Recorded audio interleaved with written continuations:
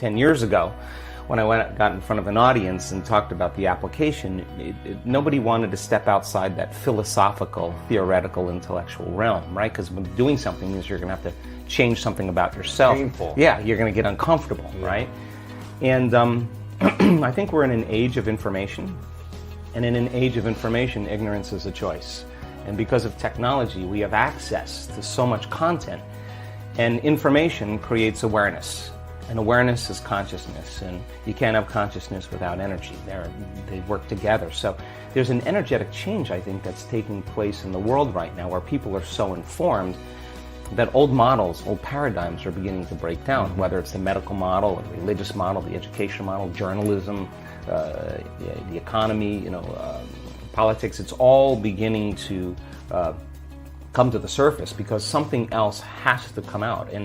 And I think that one of the things that people are realizing is that you don't have to be a Buddhist monk to do this, or a nun with 40 years of devotion. You just got to understand the formula. And just like any skill or anything you learn, you got to go from thinking to doing to being. You got to take knowledge, you create the experience, and if you keep doing it over and over again, you start getting a skill, or you start getting wise about how to do it. And you know that you know how to do it. Well, in the last 10 years, we have assembled a scientific team. And let's see if you can really make significant brain changes. I don't want those changes to just be in your mind. I want them to be in your brain. I want to be able to see before and after pictures to say, that person has a significant change after a traumatic brain injury, or anxiety or depression, or a cyclic mood disorder, or a stroke. We want to see that there's been significant change. At the same time, let's measure your brain in real time, and let's look to see what that transformation process looks like. And in the discovery, Lewis, of that process, we gained so much knowledge about what that transformational process looks like. In other words, I can tell you without a doubt that if you're analyzing your life right now within some disturbing emotion, that 100% of the time you're going to make your brain worse. You think about your life. If you're stuck in an emotion, like you're frustrated, you're angry, you're fearful, resentful, and you're thinking within that emotional state. In other words, you can't think greater than how you feel. That means then you were thinking in the past, because those emotions are a residue of the past. So we see people in the process of change that are analyzing in duality or polarity. That kind of drives the brain into higher states of arousal and further away from true change. So we've done thousands and thousands and thousands of brain scans, and we now know that there's a formula to create greater brain coherence, greater brain efficiency, to make your brain work better. And when your brain works better, you work better. At the same time, it requires a clear intention and an elevated emotion to begin to change your energy and to change your life. And nobody changes until they change their energy, right? So then how do you get a person out of resentment, frustration, into joy and freedom? Why would they feel grateful or joyful or free if the experience hasn't happened? So most people are spending the majority of their life waiting for something out there to take away their emptiness or pain or the resentment in here. Well, if they're waiting their whole life in separation or lack, then and we create reality, then the lack is driving certain thoughts, which is creating more separation and more lack. So teaching people then to begin to condition their body emotionally before the evidence takes place in their life is breaking a significant habit, right? Yes. So instead of living by cause and effect, now we're beginning to cause and effect. So the moment you start feeling whole and grateful, we now know your healing will begin at that moment. Yes. The moment you start feeling worthy and abundant, your wealth is coming. You're generating a certain amount of energy, a certain amount of wealth. Let's stop telling the story of your past and let's start telling the story of your future. And people who aren't defined by a vision of the future, for the most part, are left with memories of the past. Your brain is a record of the past. It's an artifact of everything you've learned and experienced at this moment. So most people wake up in the morning and they start thinking about their problems. Yeah. And those problems are memories that are tattooed in the brain that are associated to certain people and things at certain times and places. So the moment the person wakes up, clean slate, they start thinking about the problems they're thinking in the past. If you believe your thoughts have something to do with your destiny, well, is a possibility that your past is going to be your future. Every one of those problems has an emotion associated with it. So then the moment you start recalling the problem, you start feeling unhappy, now your body's in the past, because thoughts are the language of the brain and feelings are the language of the body, and how you think and how you feel creates a state of being. So people reaffirm their identity based on the past, right? And it turns out that the redundancy of doing that, conditioning only requires an image and an emotion. Now, most people are unconsciously conditioning their body into the familiar past, into the known. So now if you're in the familiar past and in the known, you're going to crave the predictable future, right? That's the known as well. And there's only one place where the unknown exists, and that's the eternal present moment. That's the sweet spot of the generous present moment. So you gotta labor to get that person beyond the emotions that keep them tacked or anchored to the past. And yes, it takes an effort to do that, but if you keep working with the formula, you'll reach that elegant moment where there's a liberation of energy. And now your body, as the unconscious mind, the objective mind, is not believing it's living in the same past experience 24 hours a day, because you're liberating the body from that emotional state. So you ask a person, why are you so unhappy? Why are you so frustrated? Why are you so resentful? The moment you ask that, their brain is going to associate that emotion to a past event. To a memory. To a memory. Yeah. That's because they have nothing to look forward to in their future. So if you're not being defined by a vision of the future, it just means to me that you're more in love with your past than you are with the future. So how do you teach people to believe in a future that they can't see or experience with their senses yet, but they've thought about enough times in their mind that their brain is literally changed to look like the event has already occurred? The latest research in neuroscience says that's absolutely possible. We know that. And how do you teach a person to select a new possibility in their future and begin to emotionally embrace that future before it's made manifest to such a degree that their body, as their unconscious mind, is believing it's living in that future reality in the present moment, and they're signaling new genes in new ways ahead of the environment. Now, till their body begins to change to look like the event has already occurred. We've proven that that's possible. So your body is believing it's living in that future reality in the present moment. Now think about this. The stronger the emotion you feel from some condition in your life, the more altered you feel inside of you, the more you narrow your focus on the cause, and the brain freezes an image and takes a snapshot. And that memory now is embossed in the brain. It's branded in there. So then people think neurologically within the circuits of those past experiences, and they feel chemically within the boundaries of those emotions. And the stronger the betrayal, the stronger the trauma, the more the body's living in the past, right? So how do you reverse that? So now, if you truly got passionate about a future, we've all done this. You get a wild idea in your mind and you start holding on to that vision and you're preoccupied with it.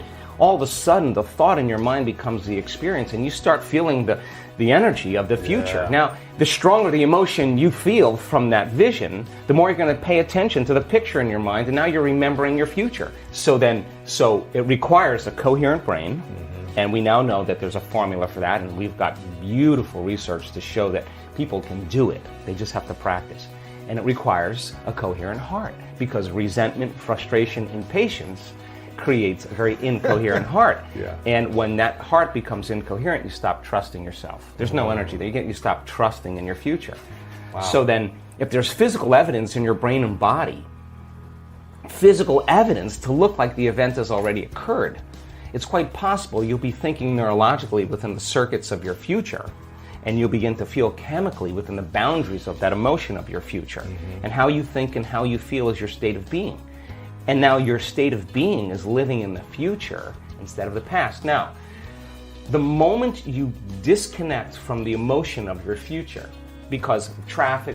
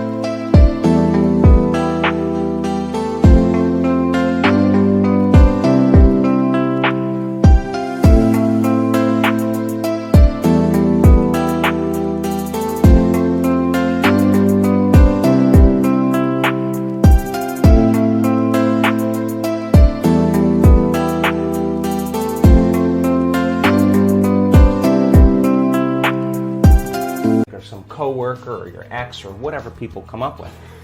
Now you're back to the energy of your past. And now you're going to start looking for it, analyzing why hasn't it happened? Well, if you're feeling the emotion of your future, why would you look for it? Because you would feel like it already happened, and that is the place where the magic happens. So then you can't just do this, get up, and then return back to your old state of being. You got to maintain that modified state of mind and body. I mean, we all take blows in our lives, and we all react emotionally. But the question is, how long are you going to react? Right. So then, if you can't mediate and regulate your emotional reactions, and those emotions linger for days, that's years for some people. Mood, and then months, temperament, years, personality trait. So then the person's personality is literally based on the past. But they don't know that because they're doing it over and over again, and it becomes a subconscious program. So now, if it requires a coherent brain and a coherent heart, then we have to train people how to self-regulate. So we've done thousands and thousands of measurements. We've partnered with the Heart Math Institute to teach people how to create and sustain heart coherence. How do we do it? Well, it just requires getting still, closing your eyes, putting your attention on your heart, changing your breath so that you move into the present moment. And when you slow your breathing down, you slow your brain waves down. When you slow your brain waves down, now you're accessing your autonomic nervous system. So then you train a person how to open their heart and feel an elevated emotion. And it takes a little practice.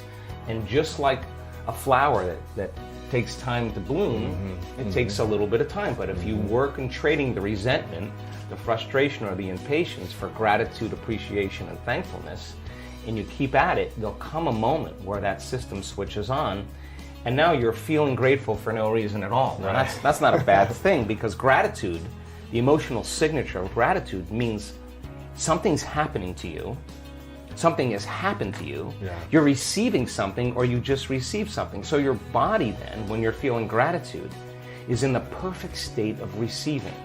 So then that means then you'll accept, believe, and surrender to the thoughts equal to the emotional state of gratitude. I hope you loved this amazing speech by Dr. Joe Dispenza. We are continuing with our daily practice of completing the inspiring quotes. In the previous video, we were looking for 2 words of Joe Dispenza's quote. The quote goes like this: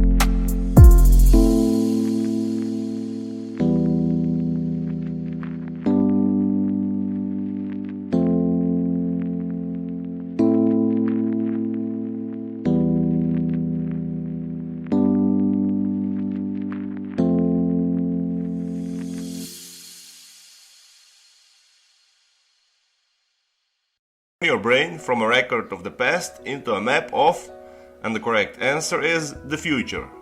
So, turn your brain from a record of the past into a map of the future. Congratulations to everyone with the correct answer and to everyone who tried but didn't guess the answer. Since I know you love Joe Dispenza, today's quote is also from Joe Dispenza. We are looking for 2 words. So the quote goes like this: the moment you decide to no longer think the same way, act the same way, or live by the same emotions, it's going to... Write your answers in the comments below the video and tell me if you love this video and our new way of ending the videos. If you like this video, give your thumbs up and share it with your friends. Even if you're not sure what the correct answer is, try and guess. The first one with the correct answer is the winner. So don't forget to subscribe and hit that bell button and don't miss any of new videos and new challenges. If you found this video helpful, share it with your friends and comment it. Help me make it more popular. If you really like what we do here and want to support us, you can join our channel and our community for a symbolic fee and gain many other additional features. You can do that by clicking the join button next to the subscribe button, or you can click on the link in the description of this video. Stay good and have a great day!